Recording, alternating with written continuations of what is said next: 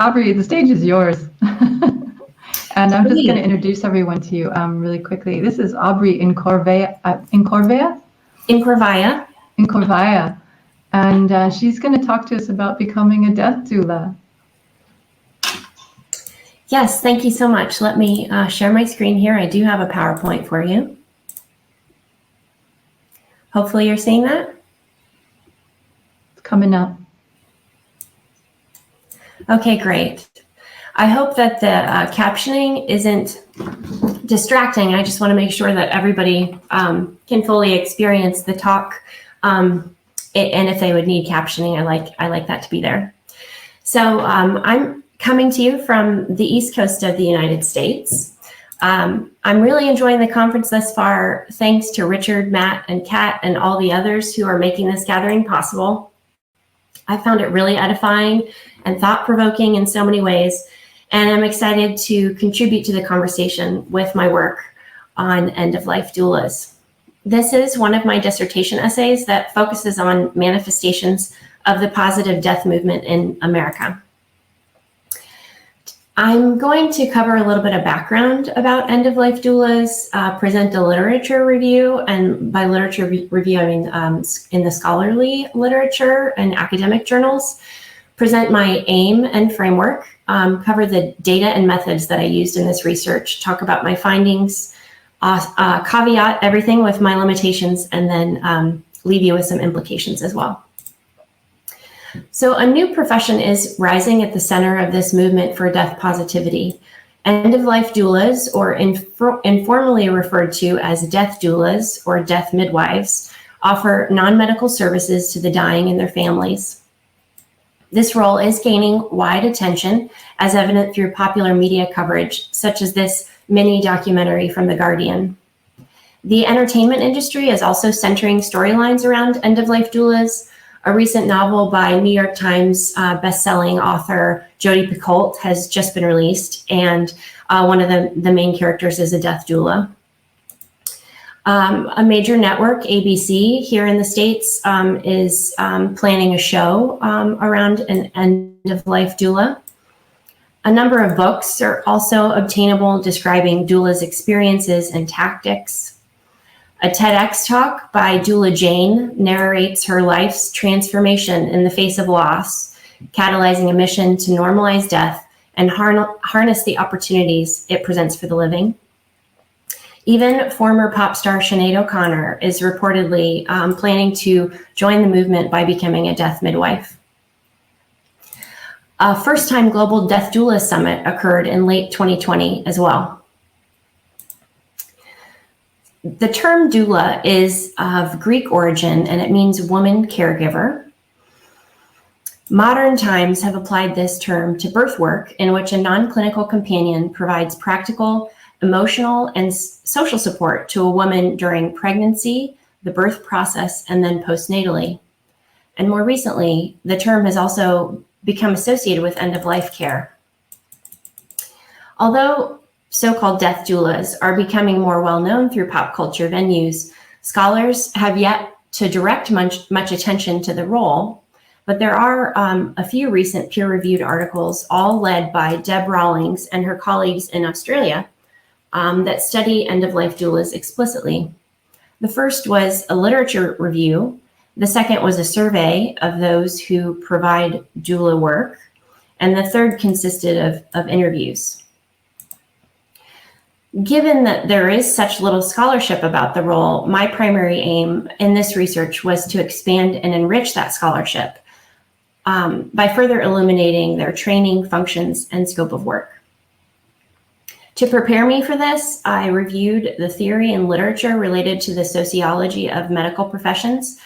This is a framework that started in the 1950s, and it was helpful. I attended 2 separate end-of-life doula training courses, both of which are based in the United States. One is from the International End-of-Life Doula Association, and the other is from an entity called the Dying Year. I used autoethnography to perform this work. There are 2 paradigms within autoethnography, the evocative and analytic. The evocative paradigm tends to emphasize descriptive and emotionally oriented storytelling, which focuses on a personal perspective rather than necessarily connecting to broader sociological phenomenon. But analytic autoethnography maintains the method's dedication to a first-person narrative, and also includes the following 5 components, in which the researcher and author is a full member of the group or setting under examination, is visible as such in published texts, engages in reflexivity, that is, considering the dynamic impact of their presence on the research itself. Importantly, the analytic version deliberately incorporates perspectives from other so-called encultured informants to validate takeaways. And finally, this method is clearly committed to developing theoretical understandings of a broader social phenomenon. I recorded and transcribed all the classes and took field notes as both a participant and observer. This method hadn't been previously applied to end-of-life doula work, but I also employed it because the combined role of participant-observer fosters a more nuanced and comprehensive understanding of a phenomenon that facilitates both insider and outsider knowledge. And this has been seen to be especially valuable when studying training environments and workers. I used NVivo and Inspiration as software platforms for analysis. And this research was approved by my university's institutional review board. It's worth noting that this method requires extra attention and care for research ethics because in autoethnographic research, you can inadvertently disclose others' identities by virtue of telling your own story. In terms of my findings, I'd like to cover the similarities across trainings first. So in terms of the model of care, this research confirms that end-of-life doulas are trained to serve in a non-clinical capacity, which was a question posed in prior research.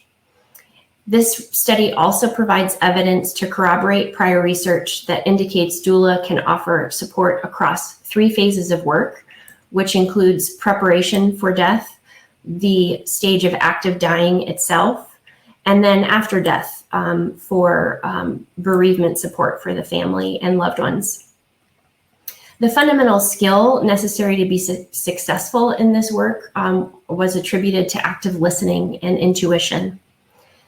In terms of the scope of practice, historical scholarship has addressed competition among occupational jurisdictions and the boundaries between professions. And this research demonstrated that multi-vocational doulas are advised by training entities not to commingle services to clients, even if an end-of-life doula would be licensed or certified in another domain, but especially not with commingling with clinical therapy. There are a few exceptions, which include massage therapy and Reiki, in which case special contracting arrangements should be made.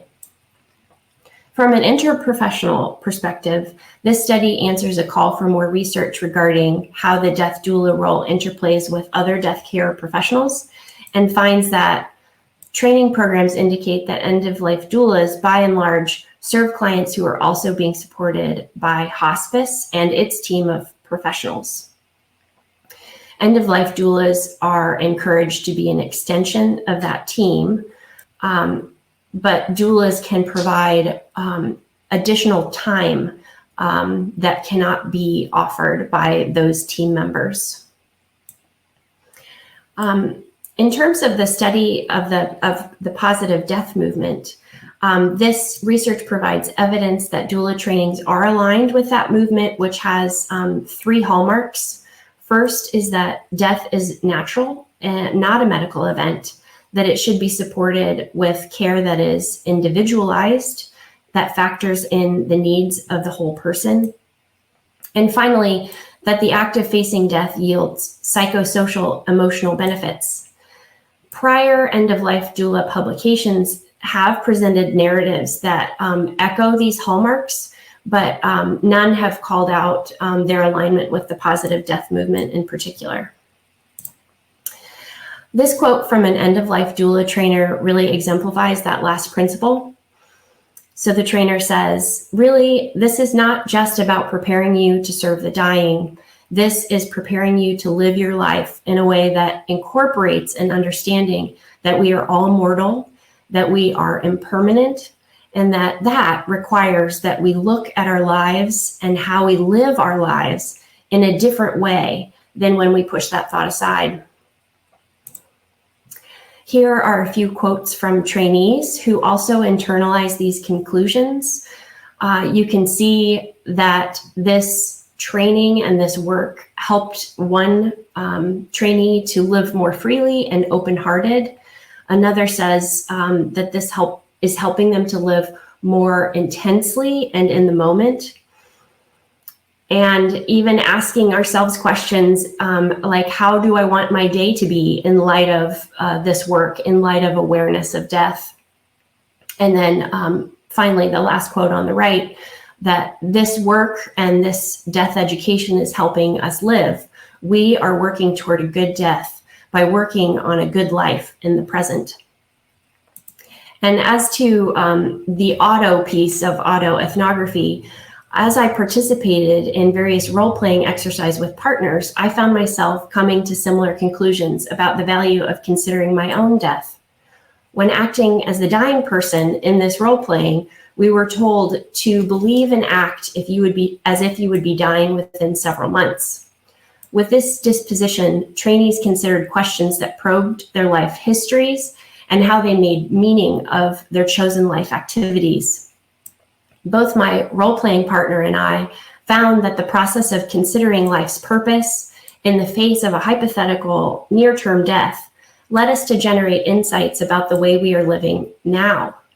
I came away from the experience concluding, I'm just thankful that I had this opportunity before I get to the point where I have that limited window so I can act.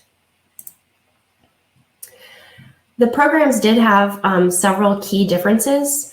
Both programs agree that expressing sorrow, gratitude, and love at the end of life is beneficial, but one program urged a very proactive posture in doing this work with clients, whereas the other suggested that doulas be receptive to opportunities for conversations of this type, and that probing too deeply could actually do emotional harm and violate emotional boundaries.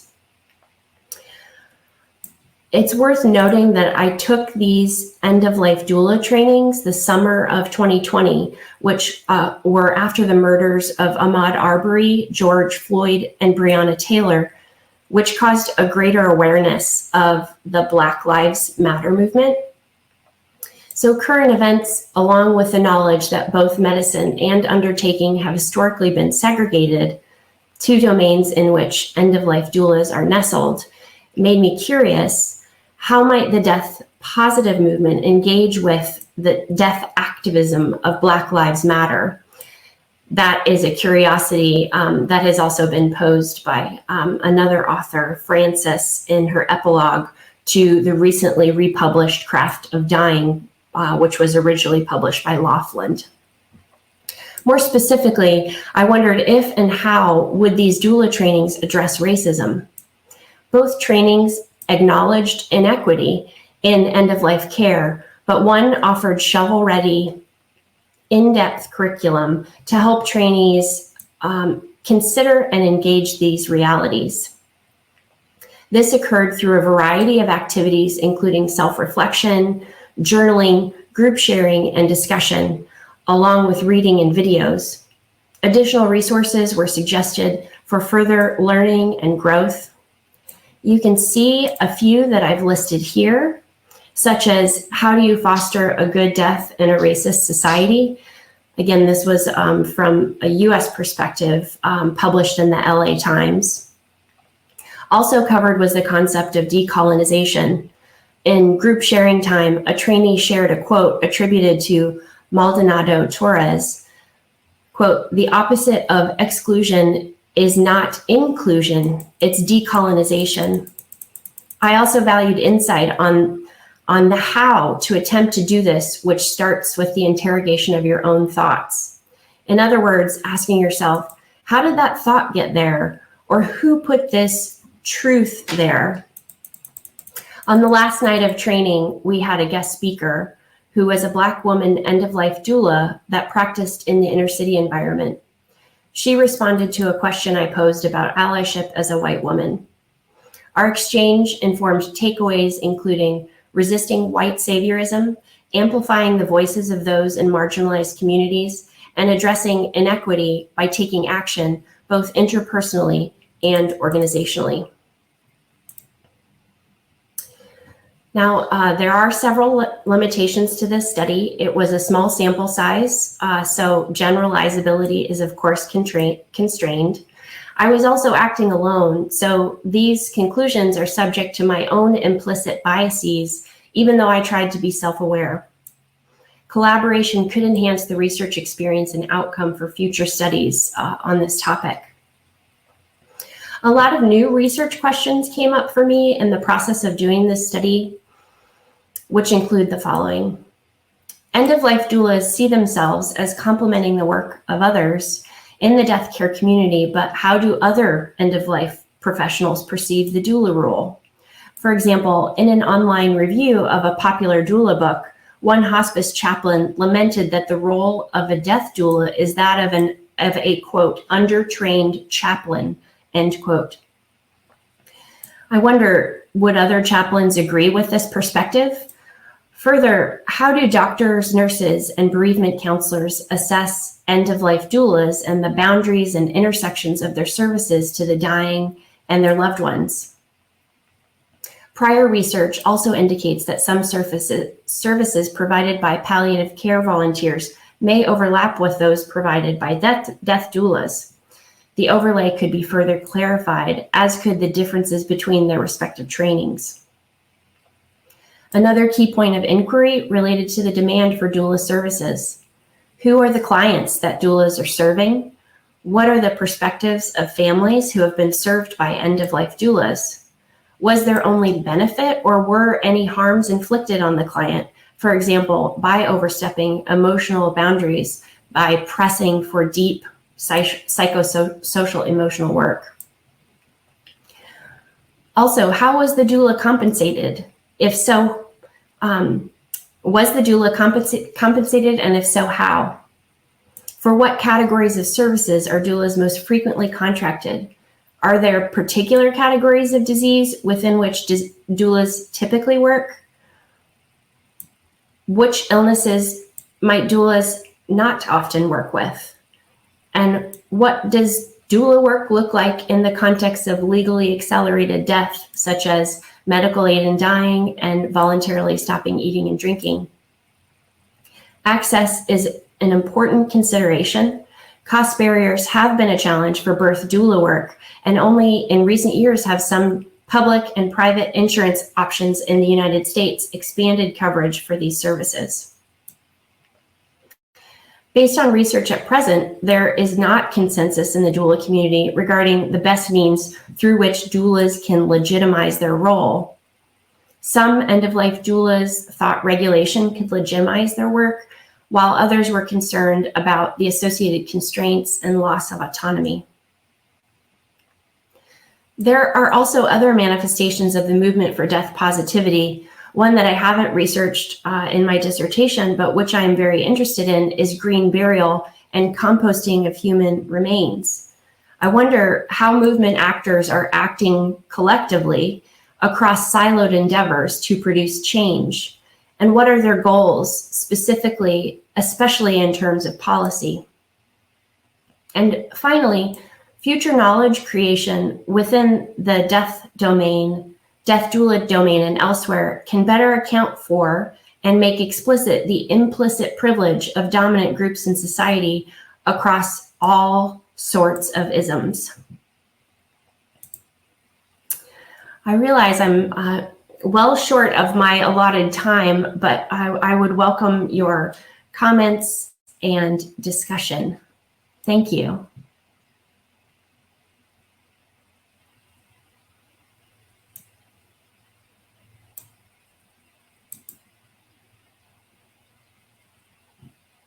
I can't hear you, Misty. Misty, we can't hear you because you're muted.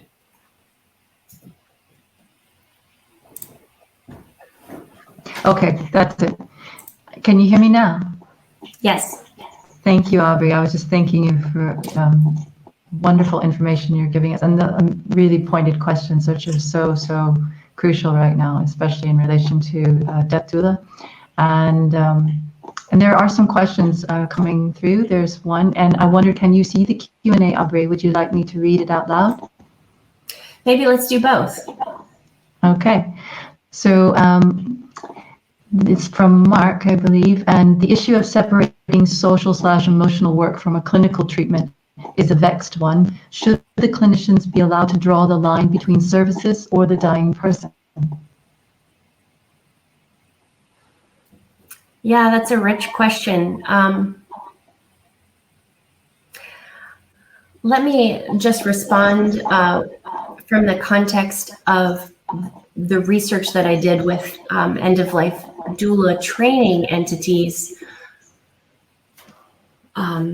One training entity was suggesting that end-of-life doulas who are not allowed to be clinical workers, they are psychosocial emotional support workers, that they probe very actively to help a client, a dying individual and their family, unearth the so-called rugs, which stands for regret, unfinished business, guilt and shame, that is part of a good death, to be able to talk through those things.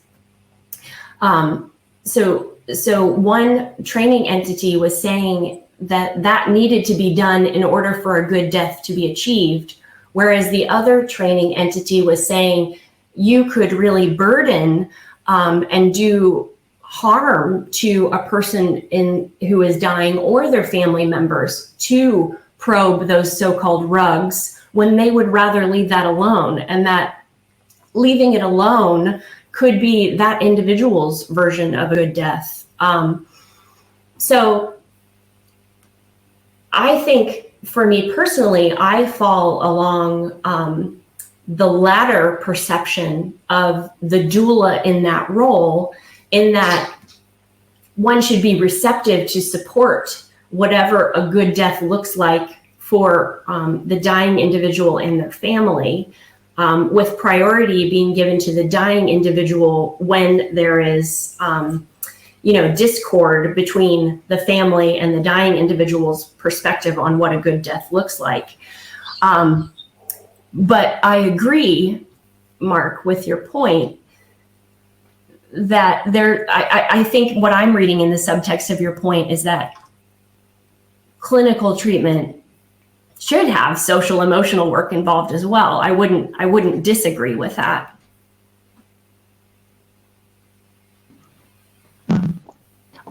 Aubrey, can I just check with you on your microphone? I think you said something covering it. There's a bit of interference. Earlier it was fine. I just wondered where. If there's a lot of static. I'm sorry. Was that all muddled? No, it's okay. I can hear you, but I just wondered, was their mic covered up or something? No. I'm leaning in to try and be closer now to my computer. I don't have any type of a headset. Okay, that's fine. Thank you. Yeah, it might just be something with the internet then. I don't know, but I can hear you. It's just very staticky, so I thought in case there was something on your mic. Sorry to interrupt. So we have another question as well from Barbara, and she's asking, have you encountered an institution that welcomes and funds death doulas? So to date, no, I have not. Right before the pandemic began, I tried to start volunteering with my local hospice, and they have doulas as a part of their work, the one that I was going to volunteer with. But these would strictly be volunteer doulas. So the hospice is, of course, funded by all sorts of, by both like insurances, and then other fundraising activities that the hospice does. But the actual volunteer who would perform that doula work would not be paid. Now, I do know, and you're asking about an institution, so the answer is no, but I do know private end-of-life doulas who charge, but who also make their services available for free in instances where it's needed.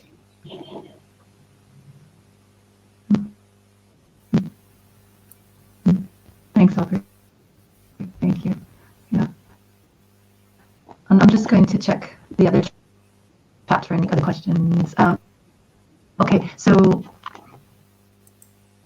yeah, there's another question here from Chris asking, what is between the binary of negative death and death positivity? Can you elaborate that on that, Chris? Can you say more? Can you say any more, Chris? Do you want to write some more about that?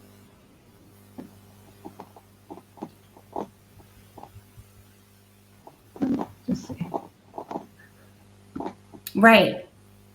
Death positivity, Okay, so, at least the movement, is comprised of these 3 hallmarks that I went over in the presentation.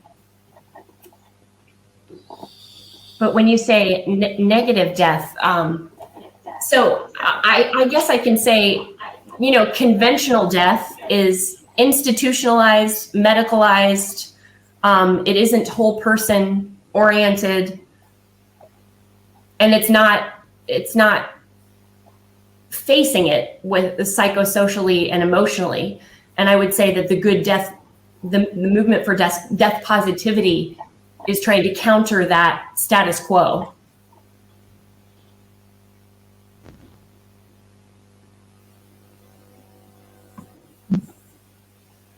okay. Right, and he's saying, and not countering. There's another question. He's just added on. Maybe it was delayed, but he spoke about death positivity and not countering. Yeah, I would say that the positive death movement is countering the status quo, which some would say is a bad death. Now, I mean, if the concept of a good death is actually being researched more extensively now, and we're seeing that those who are involved in the positive death movement are of a certain social location. And so their perspective on a good death should be qualified by their social location, and other people in different social locations may have very different definitions of a good death. But thus far, the discourse has followed those with power who are talking about death positivity.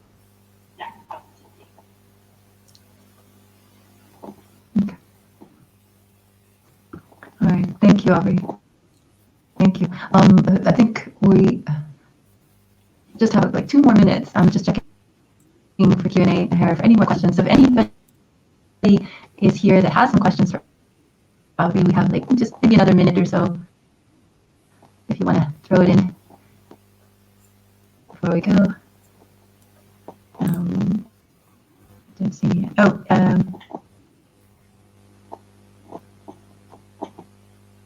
Yeah, I agree.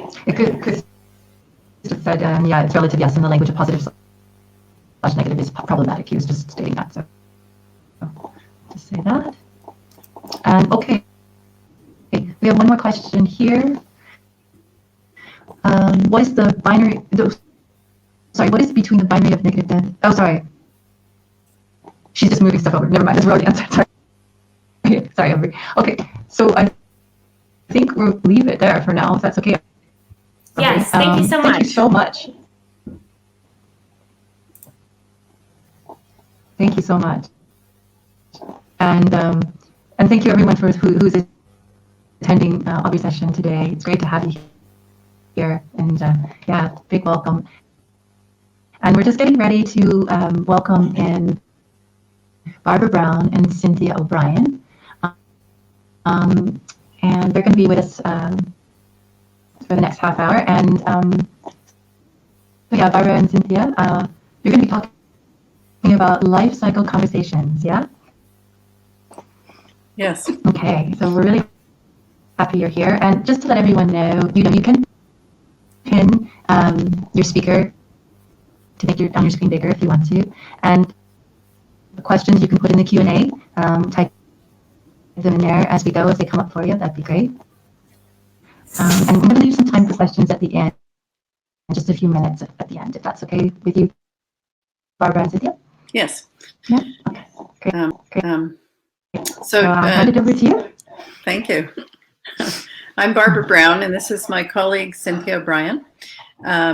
We have pre-recorded our presentation for you, so we're going to ask the presenters to run that, and then we'll do a Q&A and be interested in your responses to the presentation. So I'll let the conference people take over. Hello, and a warm welcome from Canada, where we acknowledge that we live and work on unceded and unsurrendered Algonquin and Anishinaabe territory here in Ottawa. We would also like to acknowledge the support of the Ontario Arts Council and thank Judith Parker, who joined us as curatorial collaborator, offering her feedback and objective experience. Cynthia and I met while working in long-term care, a large 450-bed facility for both veterans and community members. We were both hired as practicing artists to engage with the residents and to animate life at the end of life. Together, we have spent over 40 years working in a healthcare setting. Through discussion, we discovered commonalities in our artwork, and we decided to explore our experience in healthcare through this collaboration. I have always used my art practice to process life's emotions. Now it is even more important to process the stress of working in healthcare, to physically transfer my emotions into clay. My experience of working with the frail elderly and those at the end of their days has profoundly informed my art-making practice. It has fine-tuned my perception of the subtleties of frailty and what it is to approach death.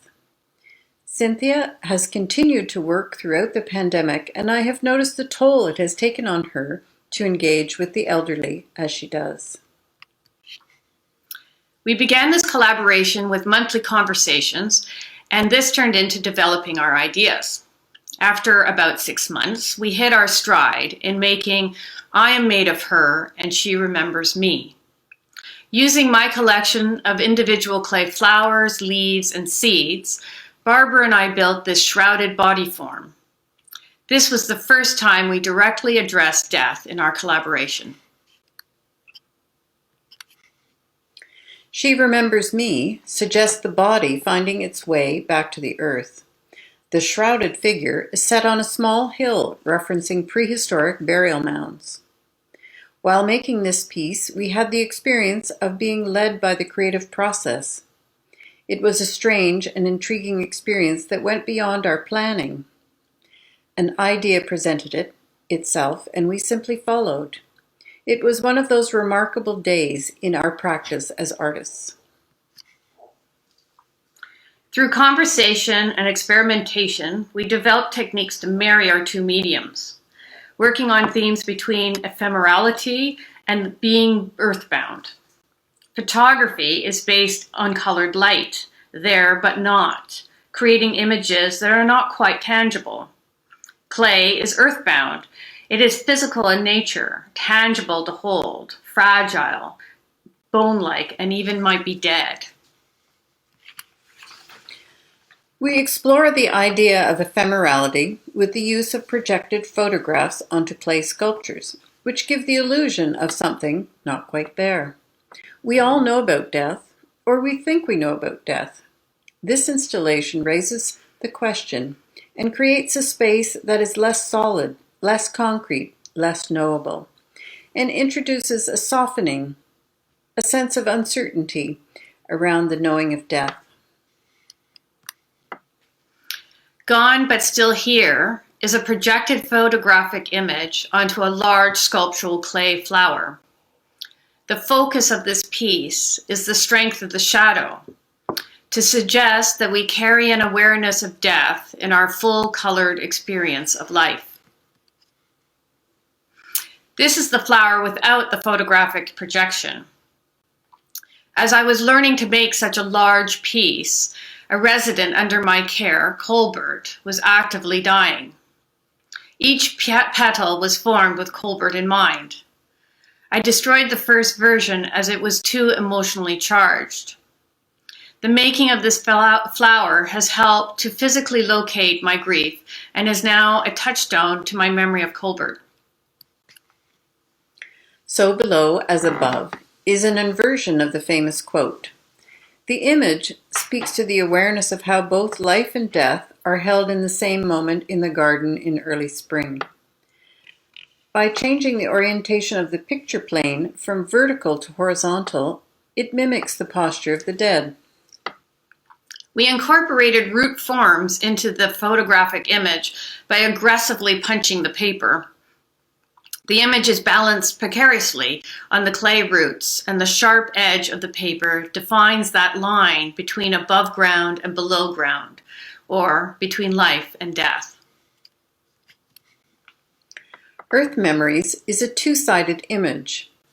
This piece considers how we impact the earth with our presence. The body impression is preparing or previewing our eventual death and return to the earth.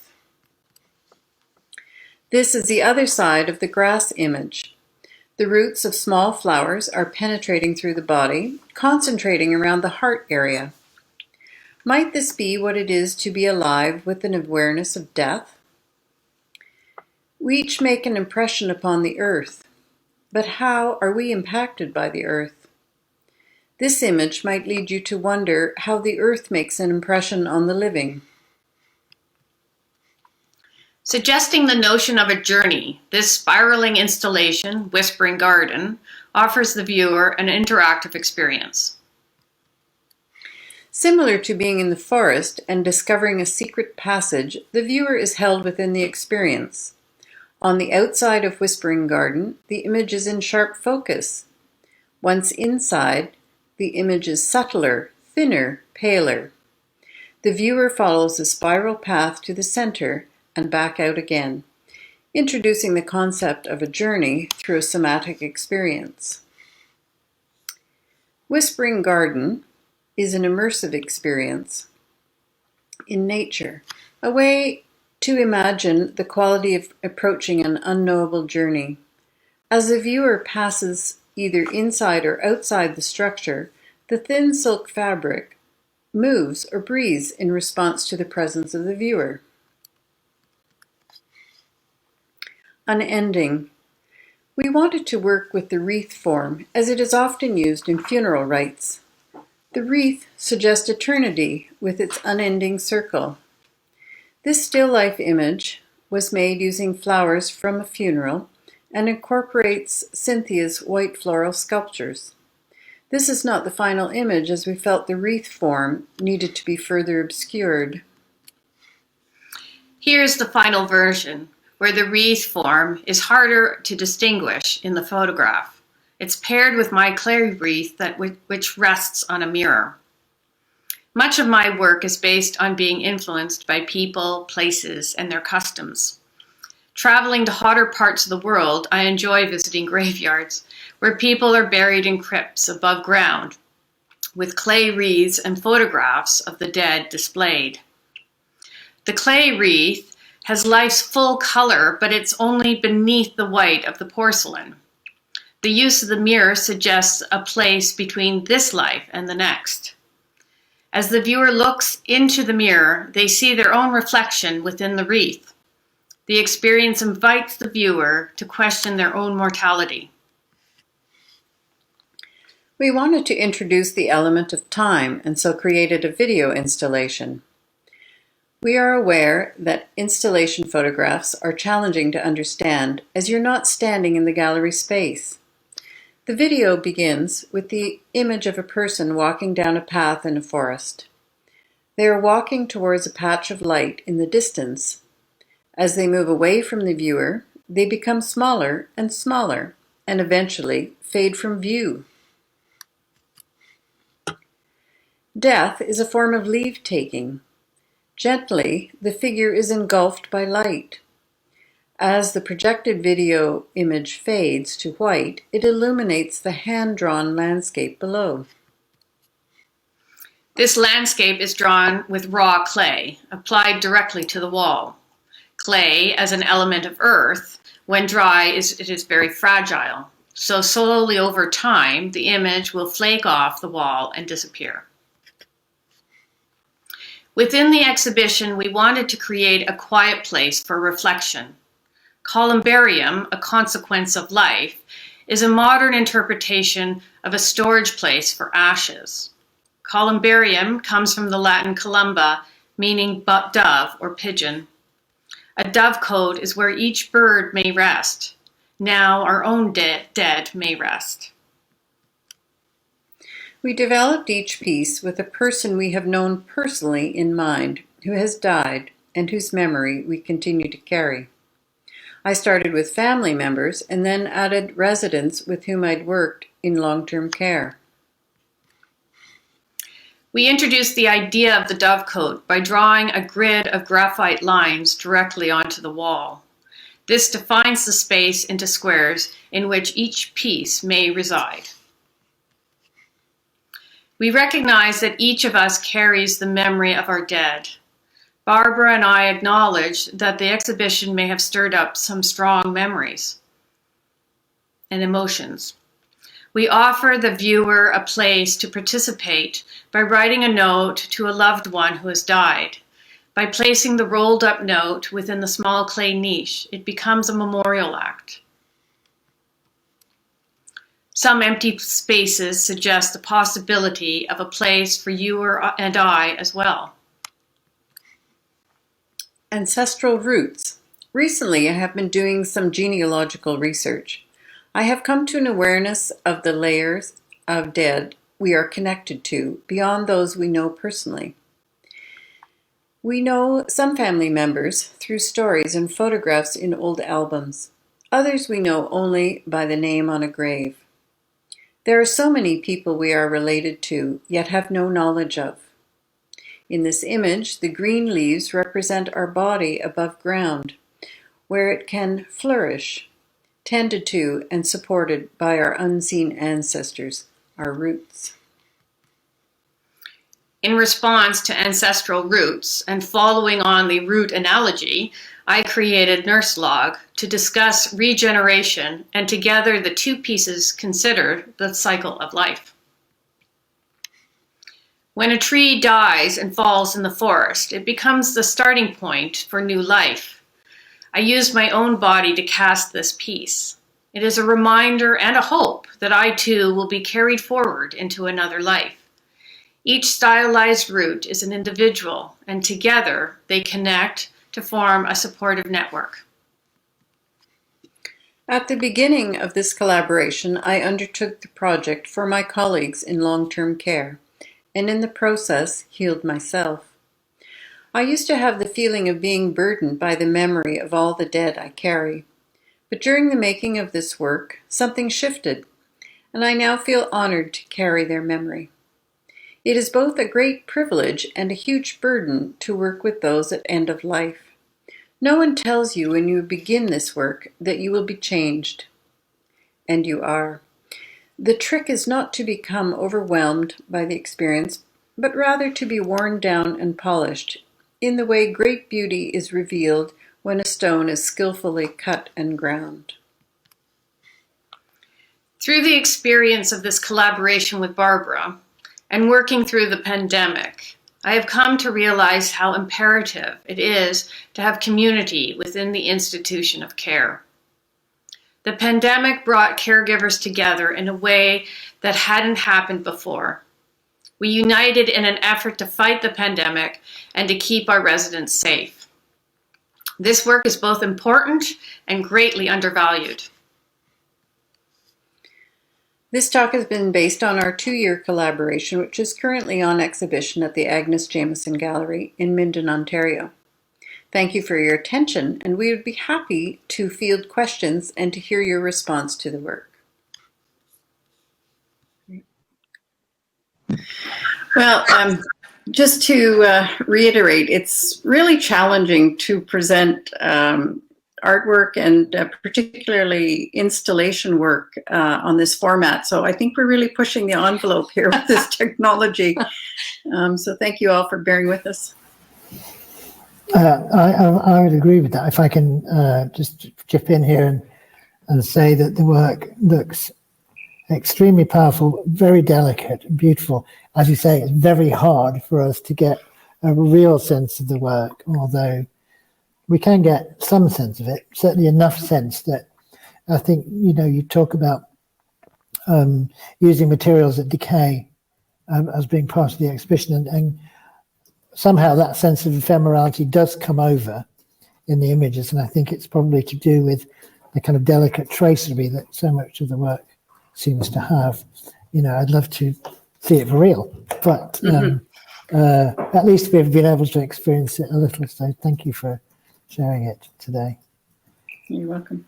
I'm curious to know, it's a bit hard, the kind of large wall pieces, it's a little hard to get a sense of the scale of those pieces. And I don't know if you can somehow try and put them into scale for us. So I think both of us work very much from an embodied place. So the work relates to the scale and size of the human body.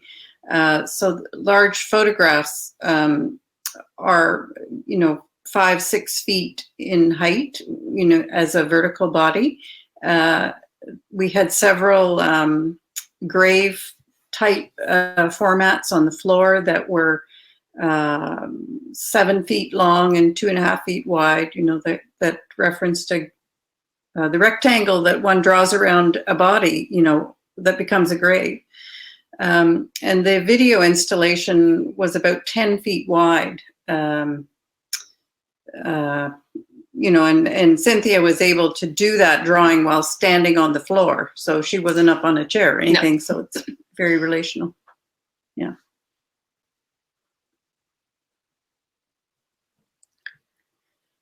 Oh, Richard, you're muted. I don't know if we've lost Misty. I know she seemed to be struggling with her connection. Oh, here she is. She's coming back. Great. I don't want to usurp your role, Misty, so I just was wanting to feed in the comment from Mark, who says that the space looks especially powerful. I think he was talking about the big collection of smaller pieces on the wall. He says it looks like a set of poster boxes for communication with the departed, which is I thought was it's very much so.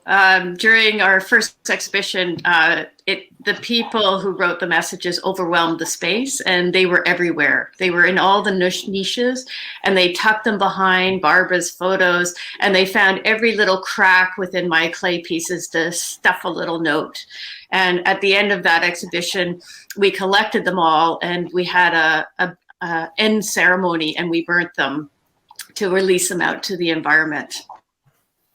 And I would say it's very much connected to the feeling that we have of carrying the memory of so many people. Cynthia and I both entered this work as young adults and have spent our, working days or working, decades working with people who are constantly dying. And the collection that we have with us is vast, and it made a huge impression on us, and it's still with us today. It's something we'll always carry with us. And so having the opportunity, creating the opportunity to make that work has really helped us to, well, I'll only speak for myself, but it's helped me to really ground that experience and find a way to honor it.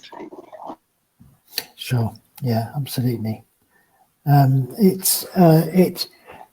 Can you may have included this in the presentation, and there's a lot going on here, so I might have missed it, but can you just talk a little bit about how the work came about in the first instance? Was it kind of by invitation, or was it something that just happened as art projects do, or how did it come about in the first instance? Pardon me if you're repeating. No, so Barbara retired from the job, and after about a year, we bumped into each other and said, well, let's get together for a cup of coffee, and during the cup of coffee, we realized that we were still discussing the same issues and using plant life to discuss these issues. And we thought, hey, we could actually go forward with this idea. And so we applied ourselves to a collaboration, and we just met every month and talked until we kind of started getting a roll on what we were interested in. And we tried all kinds of different ideas. And it ended up with that first piece of the figure made out of all the clay flowers and everything. I have a question here from Chris, who says, have you thought about the unborn who may never get a chance to live with our present environmental crisis? Which I think is quite an interesting, strong question, coming in the context of the work that you've been talking about. Well, I would say no, we haven't, because we dealt, exclusively with the elderly. But as my work is going along, it's pointing more in the direction of dealing with climate change and climate catastrophe. So I'm going to, Chris Robertson, I'm going to take that idea and just sit with it. So thanks Yes. very much. There's a comment here from Mark, who says it's not really a question, just merely an observation, but that working with words and clay is a very deep and pervasive ritual practice. So I'm thinking of the golem of Prague as a magical guardian, and the Jewish, Christian, Islamic idea of the Logos being breathed into the clay of Adam, etc. So clay does become, in that sense, quite ritually iconic, I think. Yes, I truly believe that clay is my co-conspirator. The relationship that I have with clay is it's my longest relationship. And every day you have to touch it, you have to talk to it. And if it does not want to agree with you, your piece will not be made. So you have to have patience, and you have to give your whole heart and soul to the material, because it's a living, breathing material, I believe. Yeah, and where do you source your clay? Do you make it up yourself, or do you kind of source it externally, or is it particularly local? I wish I could make it up myself. I actually purchase it, but it's not easy. I'm not saying it's easy. It's not. No, I purchase different types of bodies, and each body you have to learn how to appreciate it for what it has to give to you. So I go from earthenware to stoneware. I also use a porcelainous body, and people are always commenting, "How'd you do it?" And it's like I don't know how I do it. It's the relationship. Yeah. We're I like that. No, go, sorry, I'm struck by the phraseology of a clay body. When we've done all this work referencing the body. I mean, I've heard that before, but I'm just struck by it today. Sure. And how Cynthia refers to the clay as being alive. It's imbued with all kinds of bacteria. And I don't think there's any accident about clay being referred to as a body. I think it's about as organic a material as you can use. By the way, we happen to be in the land of porcelain here, which is because we are just a few miles up from the China clay pits. Yes. Aubrey, you made a comment. Do you want to come in and just talk about that, or should I? Sure, yeah. Thank you so much for your presentation. I was really struck by the potential value of this type of work for other death care workers to really mirror and echo the catharsis that you said you found through this work after caring for the dying for years. And I just wondered if you're considering doing workshops with death care workers so they could work through their grief in the same way. That's a very good idea. We've given different talks at different symposiums like NCCA in the United States on this work, and the outreach, like the people are very open and they get really excited about this. We haven't quite got to the point of workshops, but yeah, that's a very good idea. I think I was very discouraged by my experience within the institution. It's a tough place to be in a large institution, and there was so little acknowledgement of the true function, that this is a place to warehouse people who were dying. And without that overt acknowledgement, it's a very strange experience. When you go to your supervisor and you say, like, I've had it, I'm stressed out, I'm just like, I have nothing more to give. And they look at you like, well, just get on with it. Like that's the territory you're in. So, yeah, so we didn't have any uptake in the institution we worked in. And I think that's an old story. You have to go somewhere else. Sure. And, institutions are often challenging. I think Misty has rejoined us and hopefully she's now all peachy keen. Yeah, I just gave up and went out and came back in. I'm really sorry, everyone. No, it's okay. Don't know. I don't know anything about it. But yeah, I think we're okay now. Yeah. Your sound is good now. Yeah. Good. Thank you for your patience. And I am sorry I interrupted Aubrey earlier as well with the sound issue. Sorry about that. But yeah, so just looking at the Q&A here, where are we with that, Richard, please? I noticed a question here from Tom Baskyfield. Haven't got to that yet. Okay, thank you. So big thanks from Tom to you, Barbara and Cynthia. That was a beautiful and moving presentation, Tom says. Further to Richard's question, I'd love to know how large the flower is, the shadow flower. Oh, how large is it? I think I was making it about 80 centimeters in diameter. So 22 inches maybe? Yeah. Yeah, so it took a couple of goes, and it was an interesting process to actually make it over and over to make it large enough. And then to actually, we had to put it onto a metal stand to bring it off the wall to get the shadow really good. Well done. So at the beginning of the project, Cynthia did one that's about 8 inches across, and it was stunningly beautiful. And I said, like it needed to be exaggerated in order to have the impact that we wanted. And it's again, it goes back to the body. It's how that sculpture, how you feel it in your body. You're only saying that because you didn't have to fire it.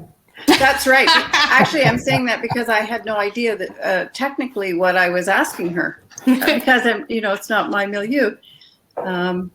When we hung the piece, I didn't hang it. I gave it to my partner to hang, and I hid in the broom closet because I couldn't deal with it.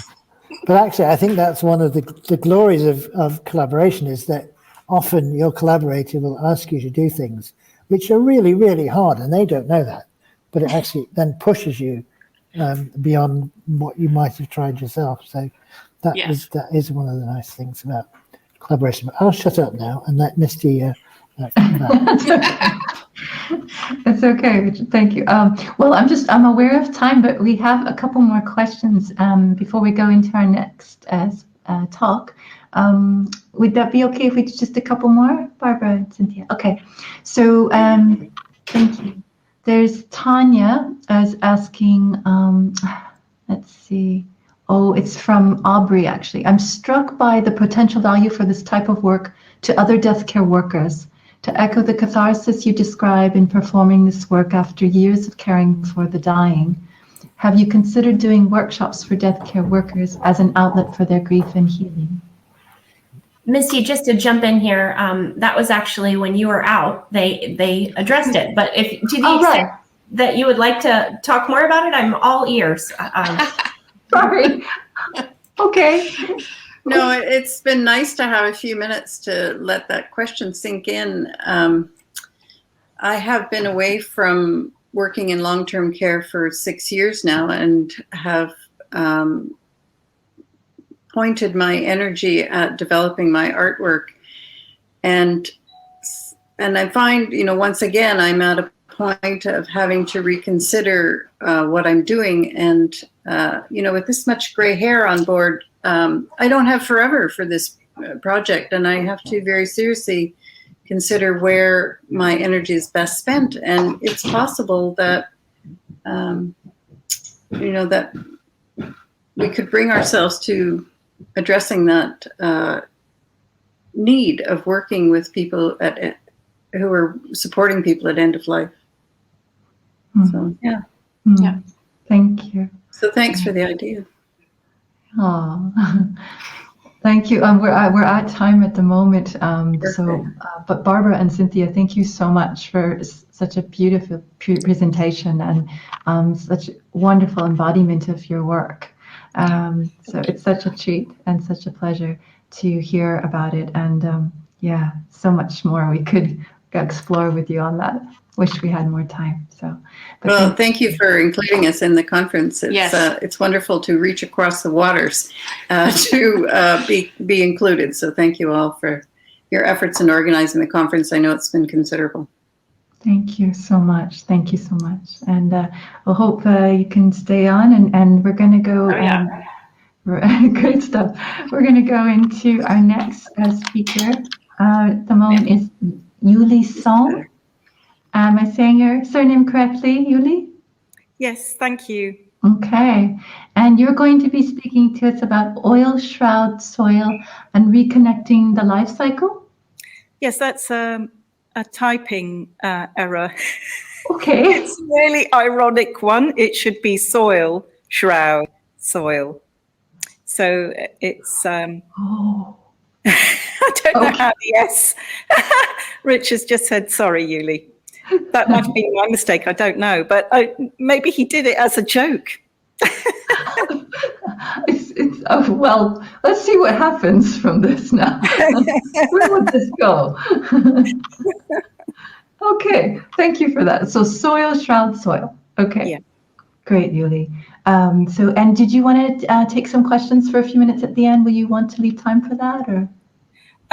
Yes, I was actually thinking. Well, I not quite sure how this is going to work out, because I think Richard was going to show a short video first. Is that right, Richard? I don't know if he's there. For video show. Yes. Okay. So that starts at the bottom of the graveyard that I'm currently renting. Well, I'm renting the chapel, as you can see, it's behind me. Mm-hmm. So if we do that, and then I have a slide presentation, which I'll rip through quite quickly, and then, because I'd like to spend most of the time answering questions if people have got any to ask. This tour of my workshop starts at the bottom of the graveyard of the chapel that I rent. And just to the left of this wonderful arrangement of fungi is my compost heap, which is where the grass clippings from the graveyard are layered with felt offcuts. And I've got some ancient piles along here from years ago, producing wonderful compost. So everything that I do that's compostable from the workshop goes into here in layers. So you can see there's some nice stuff going on under there. Cycle to work on my electric bike, 5-mile journey each way, often laden down with parcels, but it's a lovely thing to do each morning and evening.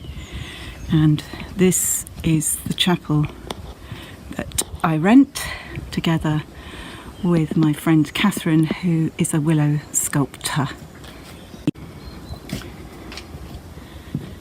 So we have, this is her section here. She has very odd shaped parcels to go off. There's a horse peeping over, and we've got a gallery upstairs, which is wonderful. The light in here is absolutely beautiful. So these are some of her sculptures. And then at the end here is my section of the gallery. So I sell products, tea cozies, coffee cozies, hats, hot water bottle covers, insoles, occasional wall hangings, and felting kits, bags of offcuts, tuffets to sit upon, neck pillows, etc. And this is the view from the gallery. As you can see, wonderful light. I have a huge table below where I can put things to photograph. And this is my side of the workshop. Various sewing machines, felt, my big long arm walking foot sewing machine, and I'll go downstairs now and show you a bit more. So coming into my side of the workshop, this is my stash of beautifully naturally dyed wool felt, which I commissioned a friend, Isabella Whitworth, to do, and that is where I delve in to get colours for decorations of leaf cocoons and shrouds and other things, some of my products. There's my lovely big table to work on, and a second table also to work on, and just here we've got my woodworking area. So I collect hazel from the hedgerow and make these toggles for the leaf cocoons. Do a bit of ironing here sometimes. This is my long arm walking foot machine, which is fantastic for making the shrouds. There's a stash of shrouds ready to be finished off and added to the frames, which are over here. These are the frames for the leaf cocoon for natural burial, different sizes ready to go. These ones standing upright are called, this is the Orselberg cradle, named after a Viking burial ship, made in Crediton from reclaimed timber. And there is my commissioned felt from my own source, farming friends, Fernhill Farm in Somerset, certified organic.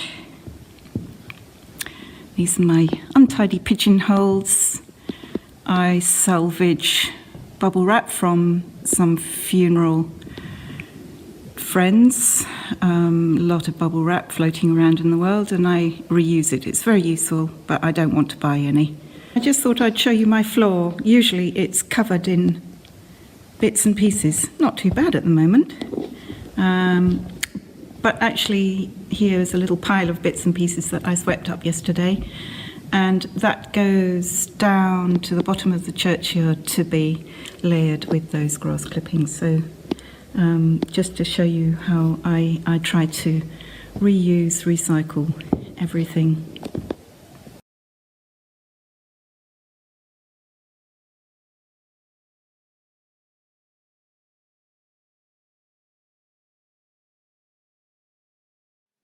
So, can you all hear me? Yes, we can hear you, Yuli. Oh, great. Okay, good. Okay, so I'm just going to now go to my slideshow and just give you a quick introduction to my work. So I've got to remember what to do here. It'll just take me a minute or two, minimize that. And so, as you will have gathered, I am a shroud maker, possibly the only one in the country, in the UK, as a result of the UK being the first place that established natural burial as a concept, which was started by a wonderful man called Ken West. I started out as a handloom weaver. I was really interested in spinning, knitting, embroidery, weaving, and so on. And I ran my own workshop and worked at a mill for a while and did some training. Always loved working with wool, and also very connected with how wool is part of our landscape, and we think of sheep as our source of meat. You know, we've been huge meat eaters, but in fact, sheep used to be bred for their wool back along centuries ago, and the wool industry was a very important part of our industry. And I belong to a group called Fibre Shed, which actually started in the USA. And the idea of Fibre Shed is to relocate the production of natural fibres to our locality in order to reduce our carbon footprint and enjoy the benefits of natural fibres. So this very much fitted in with my interests in wool, and I also was very inspired by a law of 1666 that decreed, this was in the UK, that decreed that the dead must be buried in wool.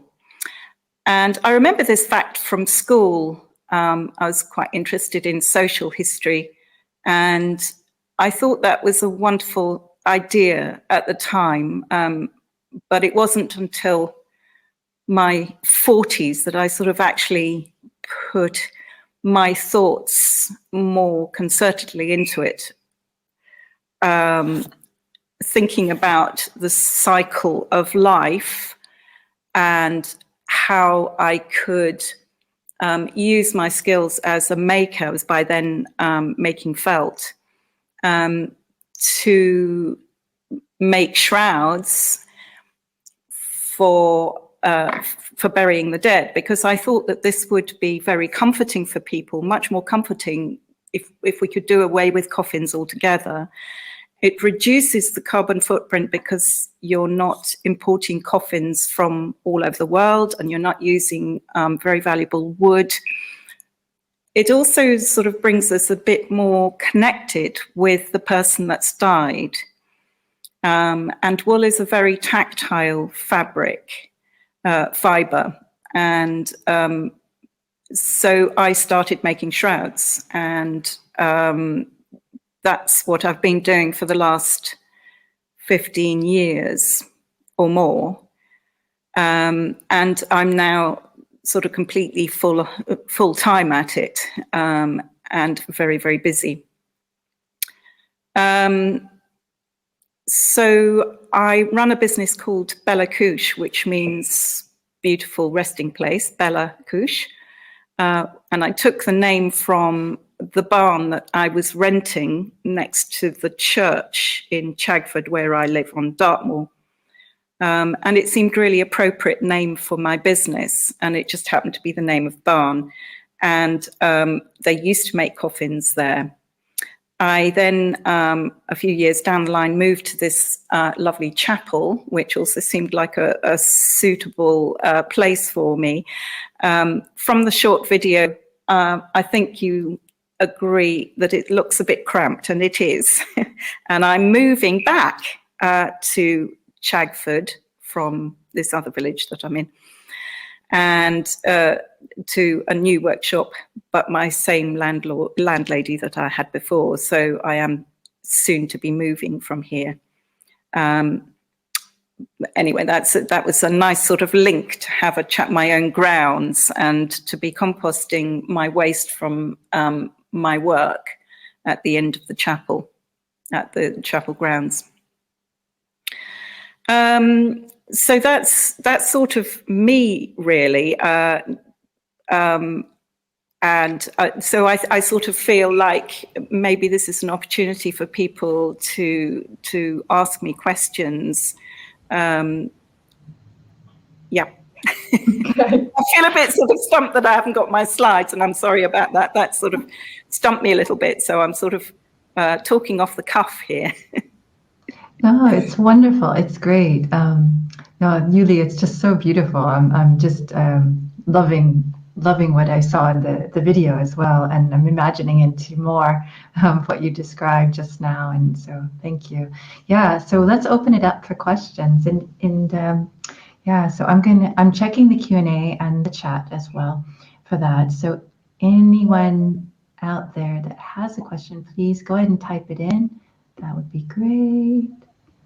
And okay, so somebody here says, we had, this is from Jesse, we had one of your beautiful felt shrouds for my mother, Jackie Brennan, whose burial at Sharpham Natural Burial Ground took place in August 2019.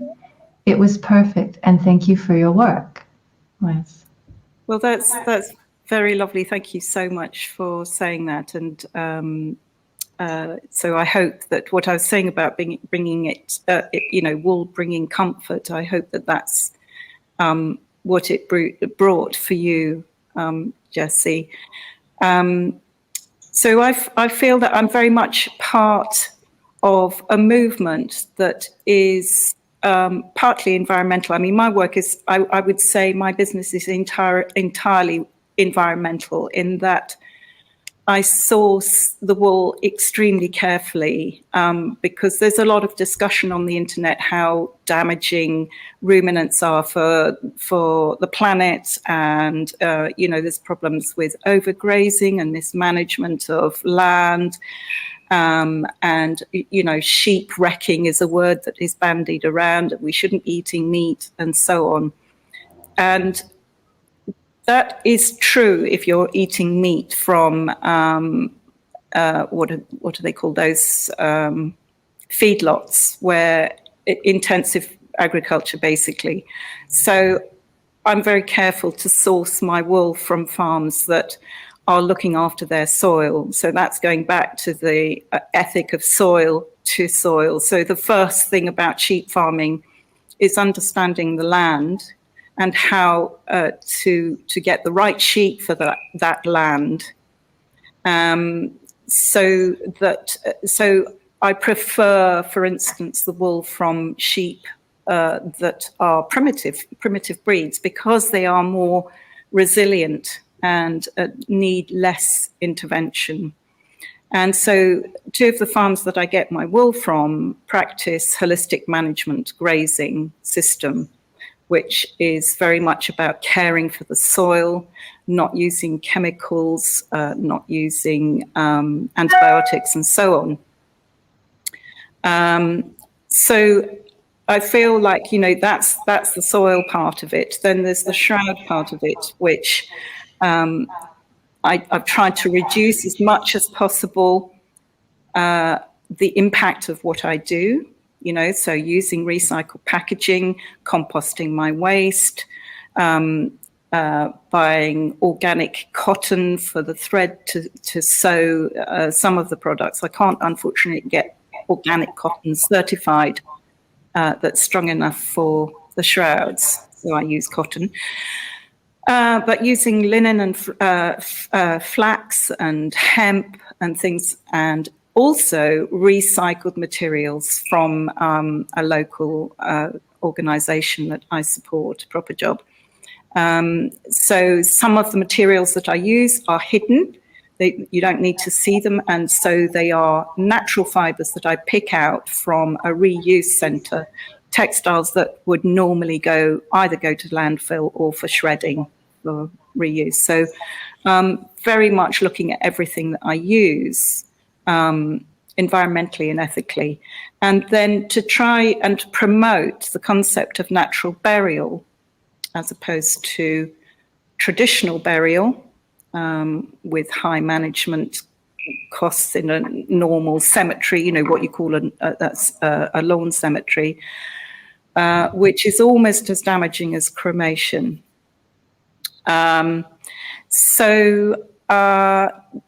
You know, it's kind of soil, shroud, make the shroud, and then, you know, try and encourage the use of the growing number of natural burial sites, which is not easy in many countries. We've got a burgeoning movement in this country, and I think there's quite a few in America as well, that, you know, and some in Europe, but, you know, we've got a long way to go. And death is, of course, the last subject that we talk about in terms of the environment. And I feel, having taken part in some of the discussions this year in the funeral industry, this is in the mainstream funeral industry, I feel they've only just started talking about it. So, and that's because we don't want to talk about death and shrouds and all that involves. So that's where I fit, really. Yes.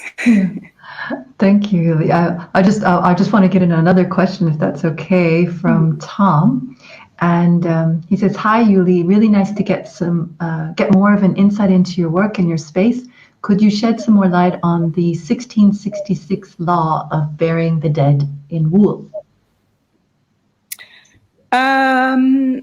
Well, if you go visit some of the graveyards on Dartmoor, you might come across a gravestone that says, this person was buried in wool and not in flax, silk, or other fabrics. And that, so if you did bury your loved one in some other fibre other than wool, you would be fined £5, which is quite a lot of money in that century. The law was repealed about 100 years later, so it had existed for 100 or so years. And I'd love to see it come back. That's all I know about it, I'm afraid. Yeah. Okay, great. Oh, thank you. Okay, so, and then another question is from Barbara. Do you customize each shroud? No. I do 3 different shrouds. So the pictures that I showed you, one's called the leaf cocoon, and it can be customized, and I mostly do customize it. So, and the same with the Orseberg cradle, it can be customized, but not necessarily. And then there's a third one that I make, which is a very simple shroud. I wanted to reduce the cost, you know, make it more available to people who perhaps can't afford what I do. So I have one called the Heritage Shroud. And sometimes people want a cover for that, and I can customize it. But I'm trying actually now more increasingly, people are customizing their own and decorating their own. And yeah, so it's a very easy thing to do. You can even buy Sharpie felt pens, plastic, you know, but you can draw with those, but also with chalk pastel, you know, artist chalk pastel, you can draw onto the felt and then just spray it with some fixative or something. So, you know, it's really lovely thing for families and friends to do for someone they love to do at home. And in fact, I've got one today to go off separately to the shroud. So the shroud is going to the funeral director. The cover is going to the family. And they said they're off to buy the Sharpie pens today because they're not very clever with needles. And they're just going to decorate it themselves. So that seems to have touched a spot for many people. And also, I've been teaching people who want to prepare for the deaths. So they they order a shroud from me, which is for storage. So we don't know how long that's going to be in most cases. And they've been learning how to decorate it themselves. And for them, especially if they're grandmothers, grandfathers, it's a good way of starting that conversation with their families. You know, sometimes the discussion about your own death can be a very difficult one to have with your family. And when you bring out this huge cover and put it on the table and say, okay, well, I'm going to decorate my shroud cover now. Who's going to help me? There might be some horror, but once they get started, it brings up the questions and the discussion in a really lovely, gentle way. Yeah, it's so moving, everything you're speaking to, and I just want to talk to you about so much more of this. I'm getting through the questions though, but Yuli, I'm just really gonna pick your brain later, I think. But it's wonderful and hugely inspiring. Everyone's saying this too. There's lots of comments about how beautiful the work is, how inspiring, you know, in so many ways. So, okay, so Mark says here, in the oldest grave site we know of, the Panga Caves in Kenya, dated around 78,000 years ago, the body was buried with a blanket and a pillow. Do you get a real sense of how much you are a part of a tradition which is possibly as old as what we might call humanity? I'm really impressed by your work. It seems archetypal. Well, that's such a lovely, lovely connection and comment. Yeah, I mean, I do feel very connected to my own ancestors, and, you know, don't we all? I think the previous speakers were talking about, you know, the sort of, maybe it's absent presence of the ones that we've loved who've died in our lives, but also, you know, our ancestors, you know, and here on Dartmoor, we have such a visible, archive of our ancestors going back to prehistoric times, with stone circles and schists and places which were ceremonial places, and we've had burials. We've found burials on the moors as well that are very ancient. And so absolutely, I do feel very connected to the ancestry and, across the world. I think there's a book to be written on this, about how every society in the world has a different way of caring for their dead. And it's so interesting. It tells us so much about ourselves and our connection, our understanding of mortality, you know. And I can't wait to hear the keynote speakers talk again from last night. I listened to it so carefully, and I just absolutely loved what he was saying about the Yoruba, the stories, and his whole talk and his whole approach to why we're here. I just want to listen to that again and again and send it to all my friends, because I think it's so important. And I think we're just really missing a trick, as he said, with this pandemic. You know, we really are in our understanding of why we're here. Mm-hmm. Yeah.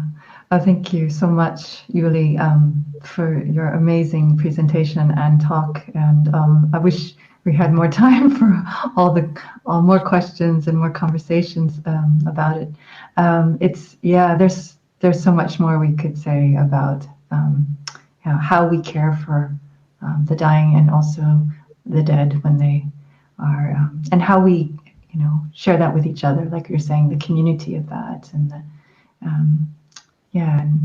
and how we can come together in that way to start those conversations more and more.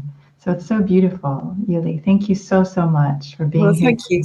thank you all for coming along. And yes, I'm so looking forward to the rest of the talks and tapping into what everybody has to say. It's wonderful. Thank you. Yeah, thank you so much. Yeah, so good to be with you and everyone. So thank you all so much, and enjoy the rest of the symposium. And take really good care.